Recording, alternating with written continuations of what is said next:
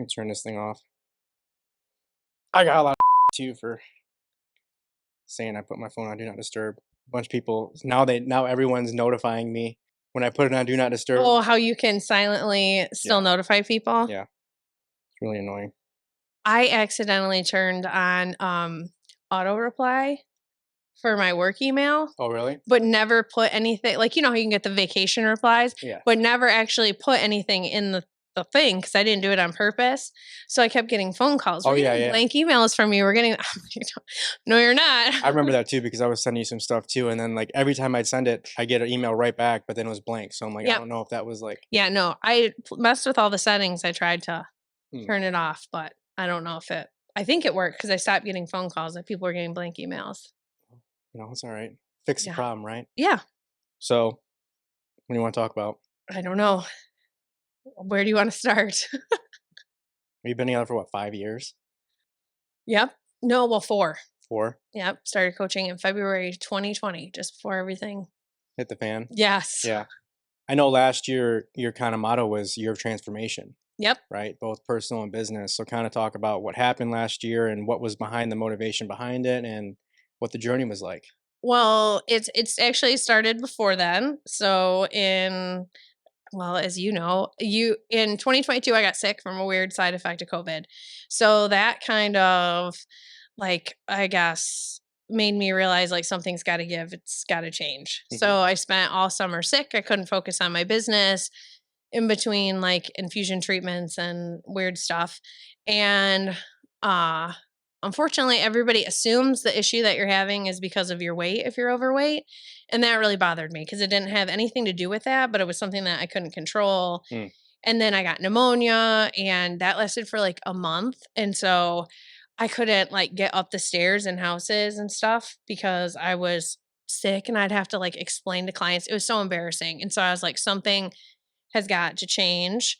And my husband switched jobs and he mentioned, because I considered the surgery in 2020 and our insurance wouldn't pay for it. And so he said, I know somebody at work, they had it, they'll cover it.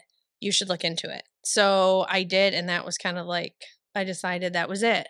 Something had to change. I was either going to make a change because you can't, no matter how healthy you are or how healthy you think you are, because I wasn't like a person who just was stagnant. And you can't live that way forever. Yeah. So, I wanted to, I didn't want to get older and become a burden to my kids. And there was things I wanted to do. It's strange. I almost felt like trapped. And so I decided that was it. I was going to change. And when you lose weight, it changes everything, how people look at you, how they treat you. And I mean, even in business, that, it is different. So that was it. My first appointment was in December of 2022.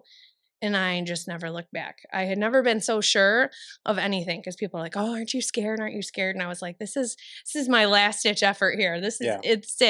It's all or nothing." So, and I did it. What were the results so far? So I had the surgery in April of 2023, and I'm down just over like 103 pounds, I think, as of this morning. So, yeah, it's awesome. It's huge. The things that you take for granted that you don't realize that you couldn't do or stop doing that you can do now. And, my kids are really active. My son swims, my daughter rides, and I can walk around a horse show and not have to worry about finding a place to sit or being tired or, so sore at the end of the day that I can barely move. Other people are keeping up with me. Right. So, and that's, that's nice. Absolutely. So other than the physical, changes, is there anything else you've noticed since the change of, dropping 103 pounds? I mean, that's a lot. So like, is there anything else that you've come to realize that's been different so far? Well, my confidence definitely has made a huge change, and my attitude, like when you're comfortable in your own skin, you become comfortable with yourself, as a whole. So, my sister would probably tell you I've become even more outspoken, which I didn't know that was possible. Really? But, I would say the confidence and kind of like, it sounds cliche, but like knowing your worth that, I can do it. If I can do this, I can pretty much do anything. And just that you have to keep going. Like, it's never easy, nothing's easy. And no matter how tough it gets, you just have to keep putting one foot in front of the other, and eventually you come out on the other side Mhm. somehow. Mhm. And So what kept you going throughout the entire process? 'Cause I know it wasn't easy. no, it wasn't easy. And the first 2 days, I really regretted my life. I remember waking up and thinking, "Oh my god, what did I do?" It was only supposed to be like a one night stay, and then you could go home, and the next day I kept getting sick. I could not keep anything down, and I was scared to death. I remember like calling my husband, and I was in tears, like, "Oh my gosh, something's not right." And I was asking my sister, I was like, "What did I do?" And there's nothing you can do at that point. You're out of luck. Yeah. But it was like the third day I had this like breakthrough. Like, all of a sudden I woke up, I felt good, I could get down the liquids that I was allowed to have, and I was like, "That's it. I'm gonna go home, and we're just gonna keep pressing forward." So I just looked at every step, because everything happens in stages, that I was, this was it. It was either gonna work or it wasn't, and I was gonna put in the work to do it. So that no matter what, no matter how far I got, I could say I did everything I could. And so I just looked at every stage as a challenge, and okay, I've got 2 weeks and I'll be on to the next stage in 2 weeks. And I mean, it goes really fast. And now here I am a year later. So I just kept pushing s- as best I could, and I followed all the rules. Everything they told me to do, I did, because I wasn't going to be, "Oh, you didn't do what you were supposed to." Right. That was not gonna be me. So Mhm.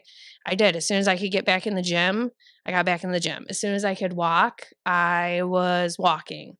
And that's what I did. I did low key workouts at like Planet Fitness, and I walked and hiked with a friend until I could get back to CrossFit. And then I did CrossFit for a few months, and then decided to switch it up and tried something different. So yeah. So is that where the confidence came from? You putting in the work and doing it and just noticing the changes from your did the confidence, I guess is the question, come from internal or just external? Like, I think both, like, seeing the changes is definitely, um, huge for me, and there's, like, milestones of, like, oh, I can go in a regular store and I can shop, mhm, and, I don't have to, and I can order from a store and have it delivered and, get the right size. I don't have to shop somewhere special anymore, and so, and then I don't know, and then when people tell you and they notice, and, it makes you feel good, it makes a big difference, and then so you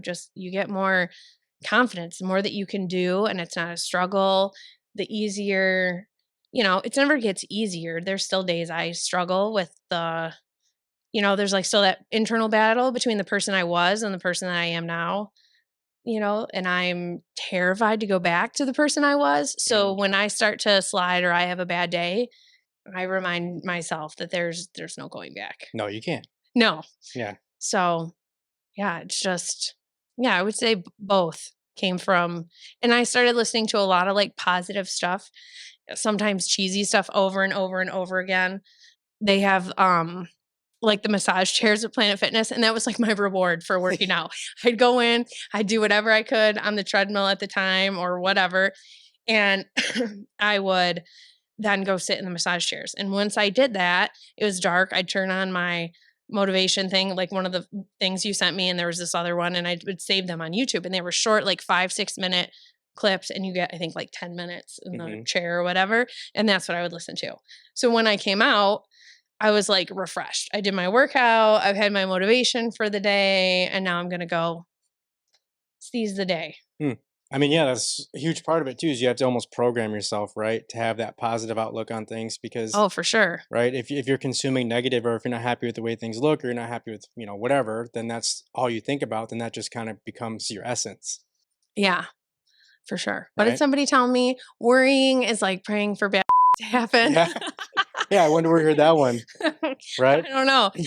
And I do, and am a person that I will get stuck. And it's easy for me to like get stuck in a negative mind frame or when stuff doesn't go right. And so that is one bad habit that I've really had to learn to, you know, talk myself out of. Mhm. And so I've had to stay positive and I recently saw a thing about like if you rate your problems from 1 to 10, what's the absolute worst thing that could ever possibly go wrong? And think about what that is.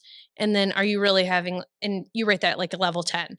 So are you having a level 10 reaction to something that's really like a level 1 or a Mhm. level 2? And I try to apply that to everything. Like Yeah. if I lose a deal or, my kids don't do what they're supposed to do, like, is it really worth the reaction that I was giving it, in the first place? I mean, we all do it, right? We all Oh, yeah. overreact or have a bad day. Is it a bad moment or Well, I mean, the old saying is, right, if you took all your problems in a room full of people and you threw your problems out on the table and you saw everyone else's, you grab yours in a second and run, right? oh yeah, for sure. But the Yeah. other thing, if you read that book, like I told you to read a while ago, but you still haven't, um, it talks about, the problems or whatever, or like the things that happen, they only disturb you if you allow them. Disturbances only Mhm. come from within internally. Nothing external can hurt you.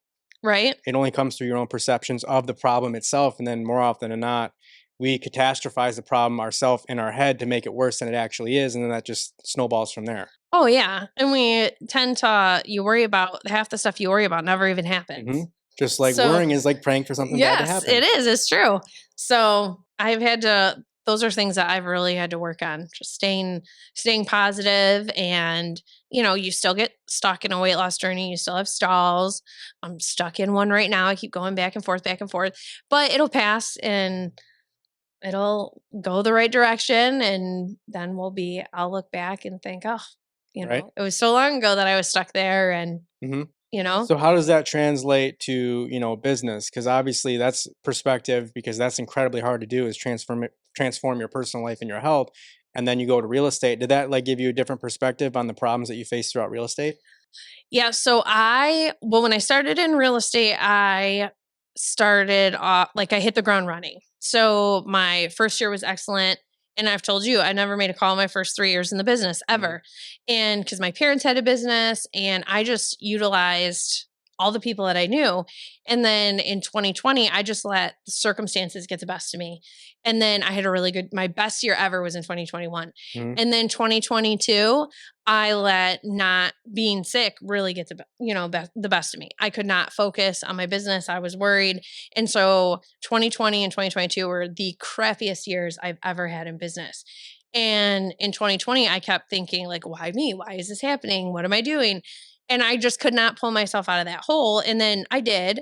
And then in 2022, I'm like, how I gotta either it was either like you're going to move forward and you're going to continue or you're going to find something else to do. Yeah.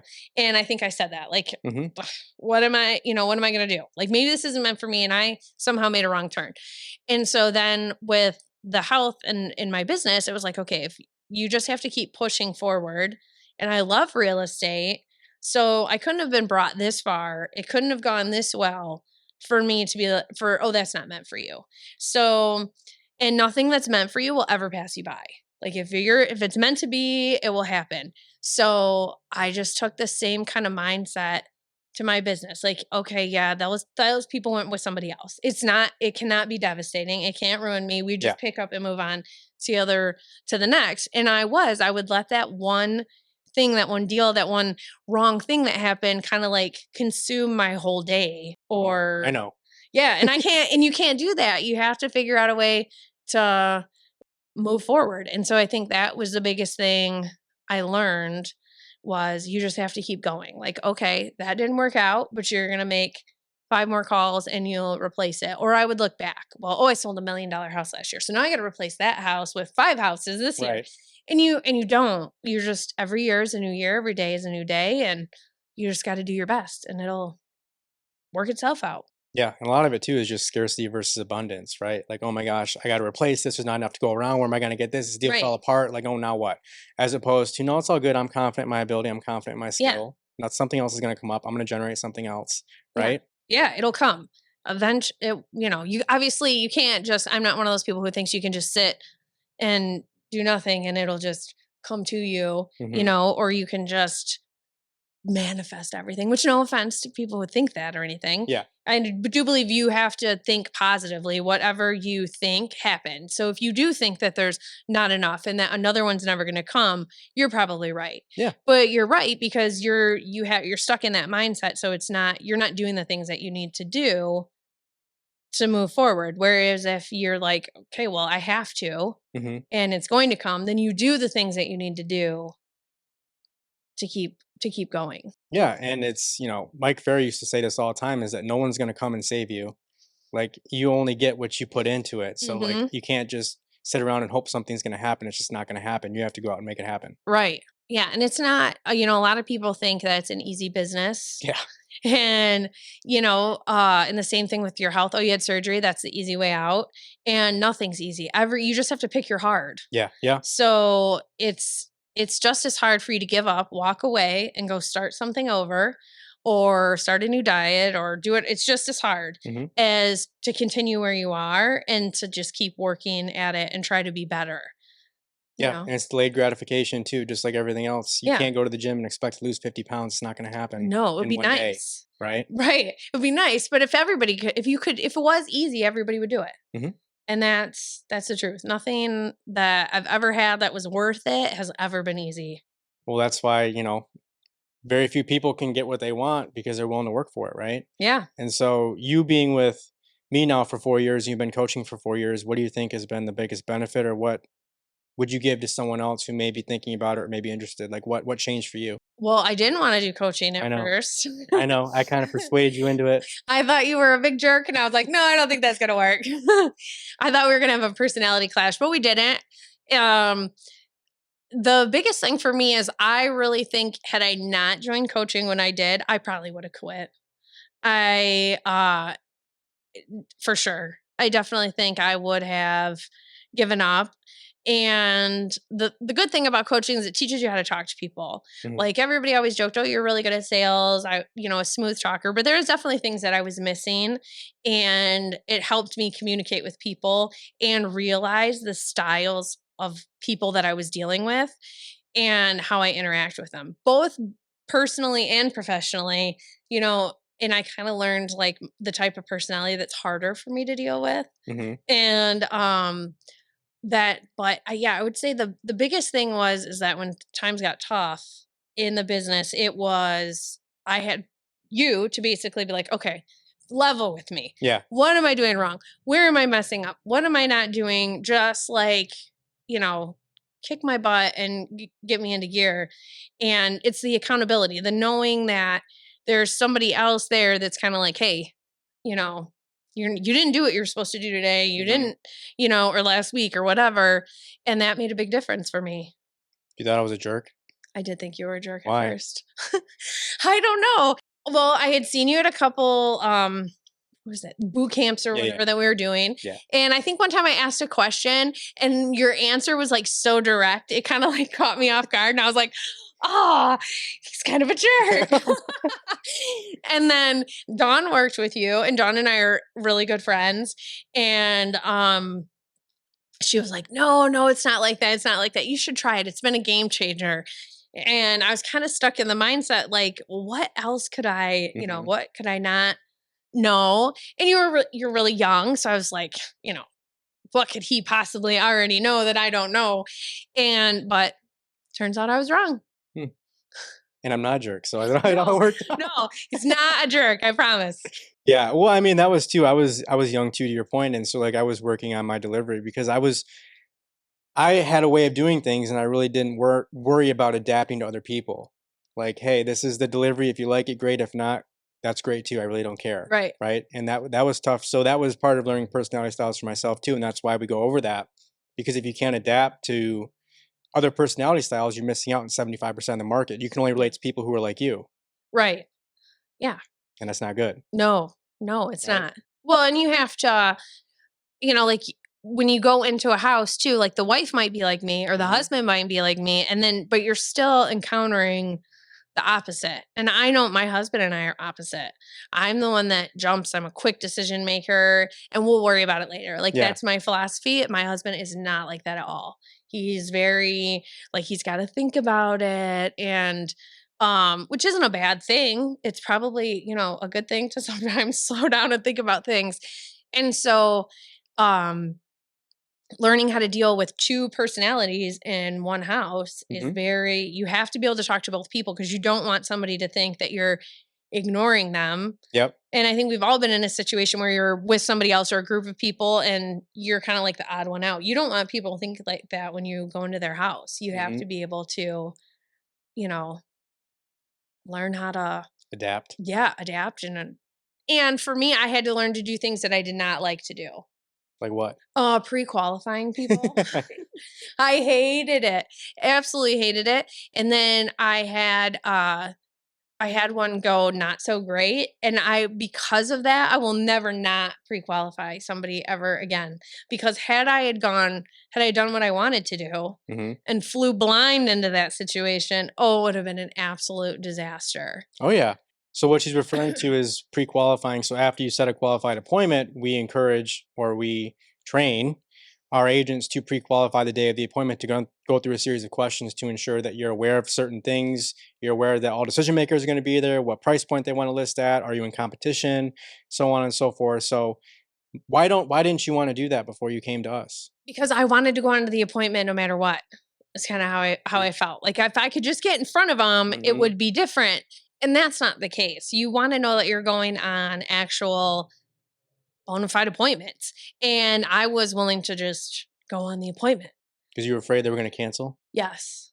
Yeah. And I've had people cancel, but canceling is a whole lot better than going out there, wasting your time, wasting their time, and they don't want to list. They're not ready for that yet, or, whatever. Or you go out there and both decision makers aren't there. Yep. And then because I have learned that if you don't get it signed at the table, you are most likely not going to get it signed, Yep. no Which is matter what. which is why it's better to push when you're there as opposed to not push hard enough. Because, like you said, if you walk out without a signed contract, your odds dramatically just drop off a cliff of getting it Right. signed. And you can't lose something you don't have. Right. So you're not losing anything by pushing too hard. Right.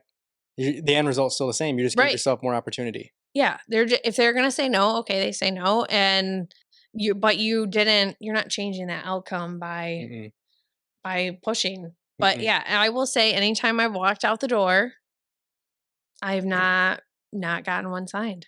I think it happened like once or twice, but I always push really hard. So I'd Yeah. rather you just tell me to leave than, Yeah, I'd give you know, up. I would get, you know, yeah, I definitely I yeah. would give up. I don't anymore, but Hmm. So since again. your health journey and everything else has, like your diet or anything changed? Oh yeah, it's changed a lot. Well, so for like the first 2 weeks you're on, like, they call them full liquid, so you can have like protein shakes and stuff like that. That's it? Yep, that's it. Protein shakes, yogurt, that's all you can have for 2 weeks. And each surgery is different. I had the sleeve, so they could take out like the bottom third of your stomach. And you can eat like 3 ounces is about all you can get in. And if you overfill that, you get sick. And it Jeez. is I learned very quickly when it happened in the hospital that it was like something like once you're to that point, there's no stopping it. And so I don't like to get sick anyway, but to think that I wasn't in control of it Mm, was like, no, we can't have that. right. So, and then you move to like soft foods. And then I think it was 6 weeks total of going through these stages to where you could eat regular food. But no bread for 6 months is really what they wanted. And so I really stuck to that. I have a food scale that sits on my counter. I weigh everything. I mean, there are sometimes I make mistakes where, like, okay, I was really hungry, I waited too long, and you eat too fast, and then all of a sudden I'm like, oh man, I don't feel good. Yeah. And that sucks. Um, so I focus a lot on protein first, and everything else is kind of like secondary. So I basically eat from healthiest of what I need to if I made macaroni and cheese for the kids, I'll put it on my plate, but that's the last thing I'm going to try to eat. Right. So okay, if you get a bite of it, great. If you can't, oh Mm. well. So that's kind of how I look at it. So what's like your favorite meal now? I don't have one. Really? Yeah, because food becomes really unimportant when you can't eat as much of it. And I was an emotional eater. And so that was a hard thing to break because you can't, and food only satisfies you for a second. Like like anything that you do, Mhm. whether it's drinking or whatever habit you have that makes you feel better, right? It only makes you feel good for a little bit and then it's fleeting. So food's the same way. So I don't know, I had to, when you can't eat a lot or you can't eat what other people are eating, I've learned that you've got to, it's just not as important. Mm. So there's things like at holidays that I look forward to, because I was the baker in the family too. So I made all the sweets. And this is the first year as an adult I did not. I was like, I can't do it. I can't have that in my house. Yeah. Because you do get unfull. So you can go back and Right, I'll have a right. little bit more because it's sitting on my counter. So, and I don't, you know, I can't have that in the house. I Mm. figure I worked way too hard to tempt myself like that. So I would make, a little bit, just enough for the day of, and it went to somebody else's house immediately. Mm. I'd Wow. make my sisters take it home or It's discipline. make my kids like, okay, if you want your stocking candy or whatever, take it upstairs. Yeah. Oh my. It just can't be on the counter or whatever. So, Yeah. but yeah, I used to be a big like pizza lover and stuff like that. I like it. I have it. I mean, I still eat pizza, but you can't eat like you Mm. want to. Sometimes I pick between an alcoholic beverage and food because Yeah. they both don't fit Right. the same. So I'm like, oh, if I'm gonna have an alcoholic beverage, I'll eat something different. I get that. But yeah, Mine's probably steak. I do like steak, and I've learned to cook a mean steak. Yeah. Yes, we get like farm fresh cows. That's how Okay. we used to divide it up between my sisters and stuff.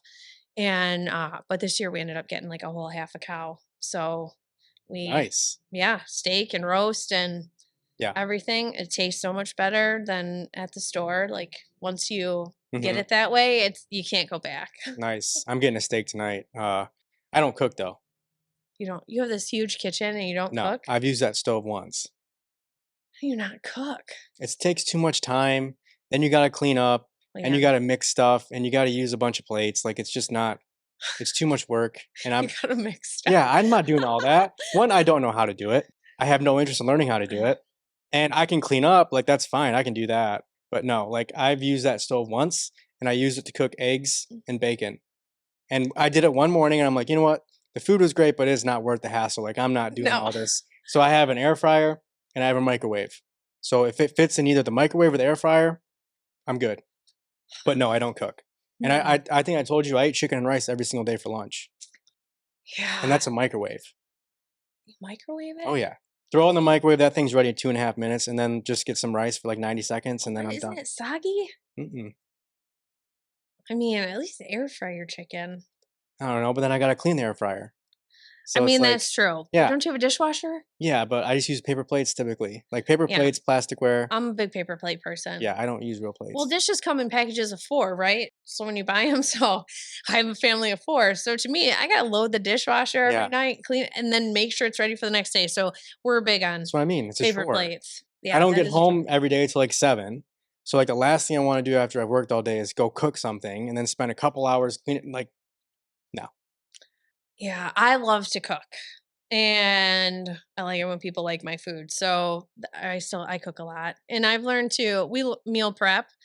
My husband and my daughter really like chicken and rice. yep, So I will cut up a bunch of chicken and I air fry it okay, and then cook up a bunch of rice. gotcha. Um, and I've got one of those like big Blackstones. I Mm. love cooking on that in the summer. And I figured out how to like make my own shaved beef from a roast and like cut it with my electric knife. Dang, And so no, I love to cook. Um, and I've learned to try, I like things prepared because then if you're not prepared, then that's when yeah, everything goes to hell and you're stopping at like fast food or restaurants, and takeout anymore is so expensive. I mean, it's just yeah, you, but yeah. like for us, I mean, going out to eat now is like it's $100 easy I know. for 4 people. I don't know. I'm pretty simple though. I don't really Yeah, need much. I like to cook and then I like to make everybody else clean up. That's fair though. That's a fair trade. I think so. Yeah, if you're cooking, have someone else clean up. That's easy. Mm-hmm. I'm actually reading the book of Proverbs right now. Yeah. Good wisdom in there. A lot of good stuff. So my favorite, which I've kind of embodied, is Proverbs 17:17, Okay. which a friend can love at all times, and a brother is born for adversity. So I read that and I'm like, that Interesting. I get that. Yeah. I'm not much of a reader. You should. I know. Well, I mean, Every answer to life is in a book somewhere. It is. I think the answer, you're not going to find any answers for life. You're going to find things that you're going through that some other person has gone through or some can explain. I'm telling you, if you read the book that I told you to read, I will try it. I promise. it'll I will try. change I your at least outlook. looked it up. It's incredible. I looked it up and I tried to find it on my Kindle, but my Kindle It's like doesn't. $10. I know. I know. I will order it. Do you want tranquility in your head? You know me. Do you think I'm really going to find tranquility in my head? Yes, you will if you read it. I'm telling you, to help. It changed. Like, I've read it 4 times, and the first time I read it, it like changed my outlook on everything. Yeah, because I was Really very like, hyping this up. I'm telling you, like, because I was always like, okay, I got to get it done, got to get it done. I get frustrated with anything that takes slow and doesn't get done right away. Yeah. Or if I can't control something, and that like that, it offers stoicism. It's stoicism. That's what it is. Yeah, I'm working on the control. We'll start with reading that book, and it'll help. Well, I started with therapy. I did do that. Okay. With my because it's required. You have to have a psych Yeah. evaluation and make sure you can handle it.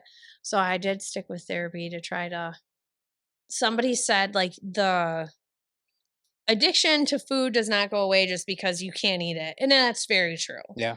Because you still think about it, want it, or like I said, I was an emotional eater. So when something goes wrong, you're like, I could just go for a cake right now and that would Right. make everything better. Right. So to work through that, I did start seeing somebody and, talking through it and figuring out, better ways to deal with certain things. And then, I am a bit of I like it when things go my way. Mm-hmm. And, so I guess that's something you have to work on. I guess. So, right. And I'm not, well, as we learned through my listing presentations, not that I mean to be, but I'm not very empathetic. At all. No. You don't really convey a lot of empathy. I try. It's not that I don't care. I know. I'm really just not. It doesn't come across. But it doesn't. No, it doesn't. And I didn't realize that until you had said it to me, and then I was talking to my husband, and I was like, you know what Alex said to me today? She got kind of mad at me for saying it I'm too. not very empathetic, and he was like, oh, you're not at all, and I was like, what? Like, really? And yeah, so I do have to check myself because it comes across as I don't care, but I'm always, I guess I was raised in a walk it off household. Same. Right. And I mean, I was like, as a kid, my mom always jokes like I was really dramatic. And if something happened, it was, but I did grow out of that. And I think like the side effect to that, like walk it off, oh, it'll be fine, is I'm that way. Yeah. And I expect other people to be that way. That's where the no empathy comes in. Like let's get to business. And I have a very business pointed approach to everything. And sometimes even in my personal life. And I can empathize with that because I'm very similar. I do not convey a lot of empathy either because I'm just very narrow focused, detailed, get it done, task oriented. And that's why I was able to identify it so quickly on you because I'm like, oh, I know that. Yeah. I know. Well, I remember we watched my listing presentation over and over, and you're like, I'm not sure what it is. And then all of a sudden you're like, oh, you don't have any empathy. And I was like, ouch. Yeah. Yeah. And I mean, now it's a joke, like, obviously I joke about it and stuff like that. Yeah, I do have empathy, but I see where, and I want to fix everything. Mm-hmm. When something goes wrong, I want to fix it. And you can't fix everything or everybody, whatever. So my response, just get it done. Just pick yourself up. Just dust yourself off. Like, I don't see the issue here. You'll be fine. Yeah. And some people just can't do that. No. Right. Mm-hmm. So that's part of working out relating to more people, right? Which is what we do. So yep. We covered a bunch of stuff. Anything else you wanted to throw out there? No, not that I can think of. Okay. Well, thank you so much for coming. I Thanks appreciate for having me. Yeah, it was a lot of fun. It was great to hear your story too. I'm sure a lot of people will be able to relate to it, and it's awesome to hear. And I'm excited to see what this year brings too. Thanks. So we got a lot of stuff coming. Yeah. Yep. All right. Thanks, guys. If you like it, give us a like, give us a comment, and let us know what you think. And you'll be hearing from me again soon. So thanks for watching.